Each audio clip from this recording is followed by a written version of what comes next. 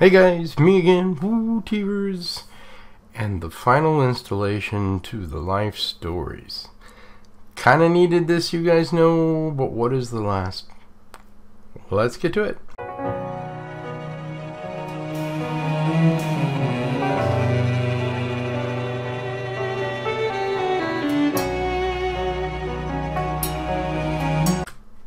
So guys, we've covered everything pretty well about me, and we're now going to do my family, but you needed to do this one the last because understanding the rest of it. You know, I've talked about my own personal life, my growing up, which some people might think was horrible, but truthfully I thought was a blessing. My relationships, which some people like horrible, but again, I thought without those I wouldn't be where I am and appreciate where I am today. My kids, that's what's happening. My treasures of my life, that's what they are. And last but not least, my family, the rest. Outside, my siblings, which I miss tremendously, my mom, who I tremendously miss. You kind of need to know about the rest of my family. I'll start that off by saying I truthfully have very little to do with my family. And I'm going to explain why in this video, why I don't. And there's good reasoning for that. Everything pretty well starts with my grandmother. And you should know that my grandmother was not the best grandmother growing in the first few years of my life. You guys remember my mom was a single mom in the 60s. There was no welfare. Mom had to work. Grandmother had to take care of me. I talked about how I've got scars on my body from the punishments that I received from my grandmother, who eventually turned it around so that her goal was to make my mom look the horrible person and she was the best person and she was the only person. I mean, my grandmother actually said to me on a few points in my life where she was my real mom no matter what. My biological mom, even though my real mom was my real mom. Many years and lots of things going on into, you know, even into my adult years where she tried until I learned the truth about her and my mom. The whole truth. And I'll have you know that when I learned the whole truth that we're going to talk about, I was mad.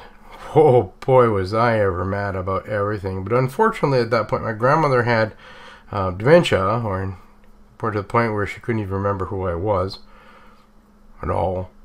And I could never talk to her about it. So there's this unfinished part of me. I've talked about two angers in my life. I have my biological father, who personally I really want nothing to do. And I've come to this, you know, the understanding I can be okay with that anger, and I'm okay because it doesn't ruin my life. The other was the damage caused by my grandmother on my personal life, and not just mine but the rest of my family's, and we're going to talk about that now. So what happened with that rest of it? Well, when I first found out about what happened with my mom about being raped, my mom went to my grandmother about what was going on, and my grandmother called her daughter a hoe and other names, which is something my grandmother continued on even into my adult years of calling my mother names like that, which I did believe at that point. But learning my mom's history, which I shared a bit with you, that wasn't completely true about my mom. A lot of circumstances. Now, you gotta understand about my grandmother. So, I ended up learning a lot about my grandmother and the stuff that happened in my grandmother's life. And the truth was, my grandmother didn't have an easy life growing up either. Her life was not a lot more different than my mom's was. And this caused a lot of angers in my mom's life. Or my grandmother's life, sorry. Now, what I noticed growing up is that, you know, you would have never known that my grandmother had skeletons in her closet. That would be the last thing in the world she'd want you to know. So she hid everything. And I'm about to talk about religion. Please do not think I'm against religion. I'm far from it. Raised in a very Christian home, so I have nothing against Christianity and whatsoever. I found over the years that my grandmother used religion as an escape from her torment inside. And I get how, you know, some religious things talk about take it to him, he'll solve it with you. But the unfortunate part about that whole thing is that my grandmother never had a chance to actually deal with what had happened in her life and a chance to heal from that. And I didn't realize that for the longest time until everything just came all together that, wow, my grandmother was messed up. Holy crap, was she ever messed up. Everybody else in the world thought my grandmother was the most absolutely amazing woman. Nobody knew. So her horrid youth growing up led her into some interesting tactics as parents. For example, people in her home growing up, like my aunts and uncles, my mom and that, hugging and kissing and I love yous were not acceptable. It was too much. So none of these people, my aunts and uncles, were raised what I call a loving home, or what most of you would call a loving home, where at least you know your mom looked at you and said and loved you and put a smile on their face, or they're proud of you and put a smile on their face. They didn't have that. And unfortunately, I feel sorry for all of my aunts and my uncles, and none of them perfect, and all of them had issues. Sadly, attempts on and affected their lives, but now here's how the cycle works, okay? And you guys heard me talk about how I've been able to break my cycle, and I'm tremendously happy with that. I have X amount of cousins. All of my aunts and uncles, except for my one uncle, have children, and they took all of what they had passed and brought it down as well. Not completely. Some of my aunt did a lot to try and change a lot, and I'm sure she could have done more. You got to give these people credit. There weren't a lot of tools out there back then for people to find help as much as there is today. So you know, I'm not dissing them. They did their best to be. But I watched, or you know, look now, and I look at the history that resulted from that, like my aunts and uncles down to my cousins. And I have a lot of my cousins are how do you put it? Troubled. They have a lot of issues, and you know, for some of my cousins, it was embedded into them that, you know, you weren't allowed to get help. You can't speak about this. You can't solve it. Just suck it up. You deal with it. That's how we were all raised. Suck it up. You can't deal with it, and take it to him. Unfortunately. But just for you guys out there who want to get on the religious side, I'm quite extensively knowledgeable on the Bible.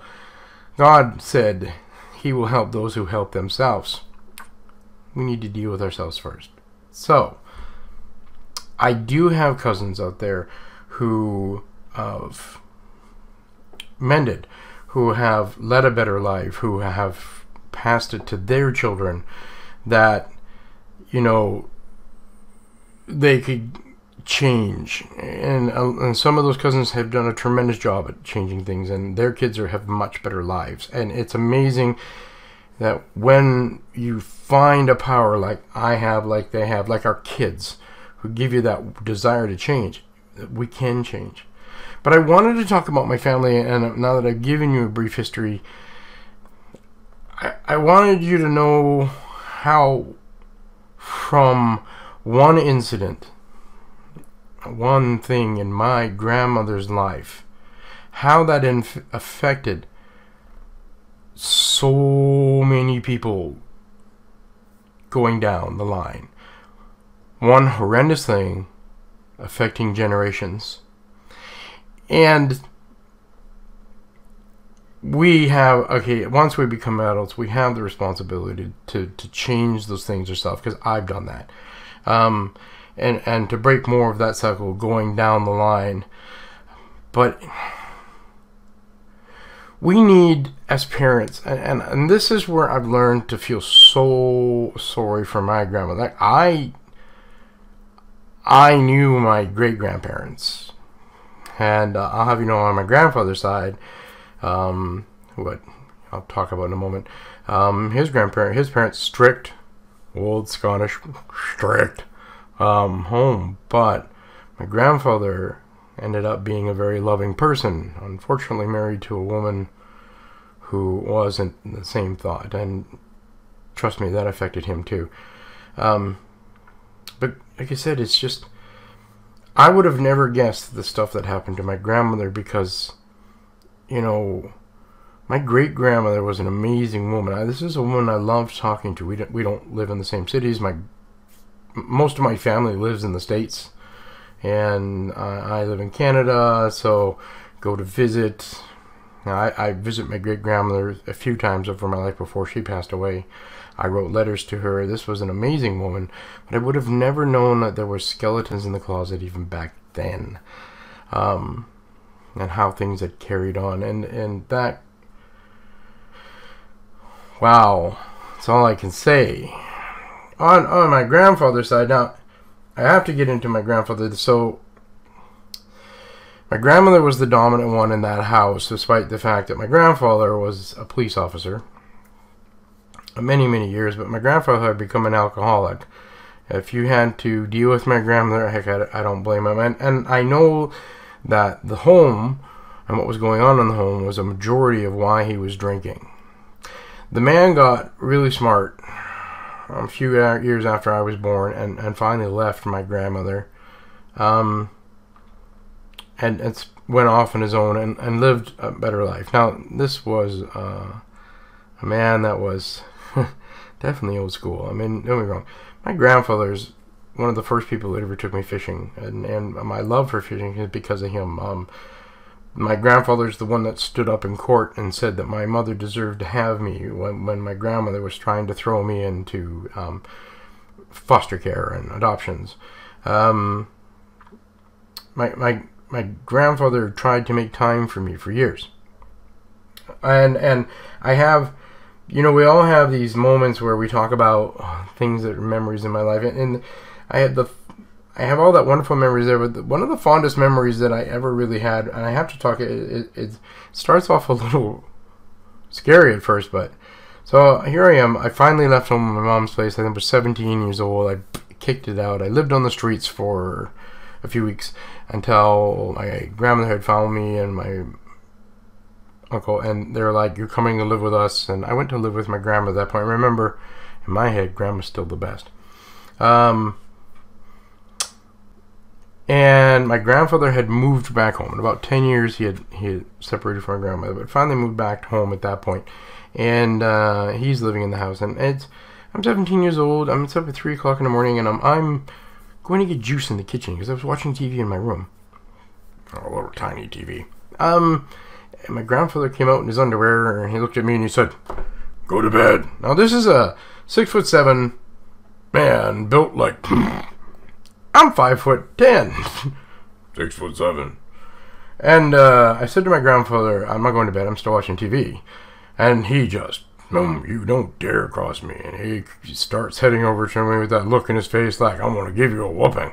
And behind me happened to be the knife block. And my grandfather was an avid hunter. And he had one knife that he used for cutting up moose. And if you know anything about the size of the moose, they're big. So the knife was big, and I pulled the thing out from the knife block, and I hold it up, and I said, "If you touch me, I will kill you." My grandfather took a look at me, just went, turned around, went to the washroom, went back to bed. I watched TV. Now, you're thinking that's a scary moment, but not that long after my grandfather's turn, he sat me down, and he says to me, he says, "You're a man." And I looked at him like, "What do you mean, Gramps?" He's like, "It takes a man to stand up to a man. And you didn't back down, and you know, no matter what, and he knew my life about being beaten and stuff, and for me to stand there and take that, and gave him that choice, he said he had this huge amount of respect for me. And I look back at that because, see, I got tears again, sorry guys.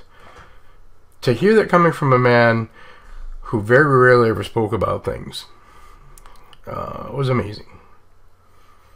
So now that you have an understanding about what happens in our life, if you remember my sibling one, I talked about the traditional family way of dying. And in my family, we've had more people die from suicide because of this life that we've had, living in our life, that people weren't allowed to talk about things. They didn't know how, so these people just kept taking their lives. Well, my grandfather was one of those. He was in his 70s, and they found him hanging in his apartment one day. Just, I have an aunt that died that. My aunt decided to walk in front of an 18-wheeler. Dead. My sister, my brother, I have numerous cousins who have attempted suicide, mostly not successful. That's the sad part. This is the thing.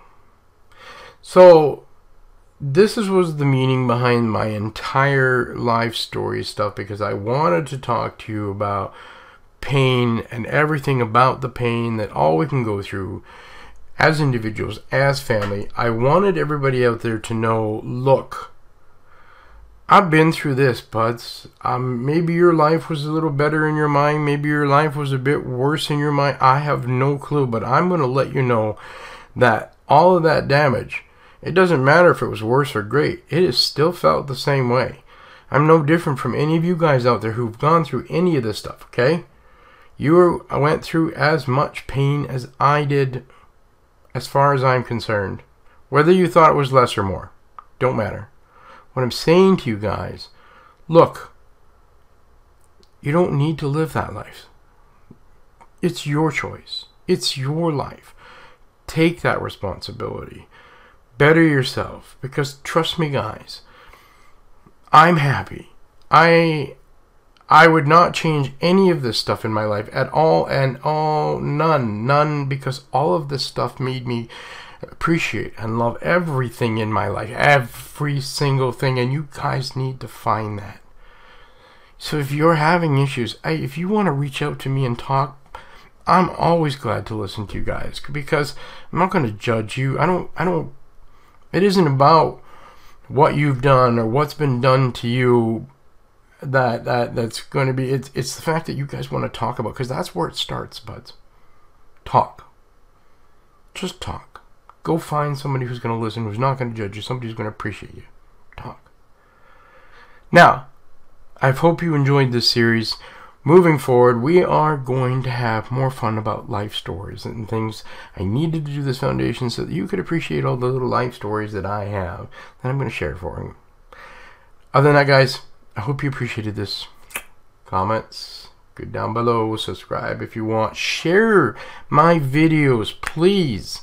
I have a great life, and I look forward to people knowing about this. There are so many people out there that are in pain, and to know that you can get over top of all of that and better yourself, let people know it's possible. So many people out there are like, it's not going to happen. I've been there. I've felt that way. Felt stuck in there. Let them know. Let them know they're loved, okay? Give them a hug. Tell them no matter what, you still love them. Give them to them. Get the heck out the door. Go have fun. Go have fun with somebody you want to have with. You know why? Because life's too short, guys. Bye for now.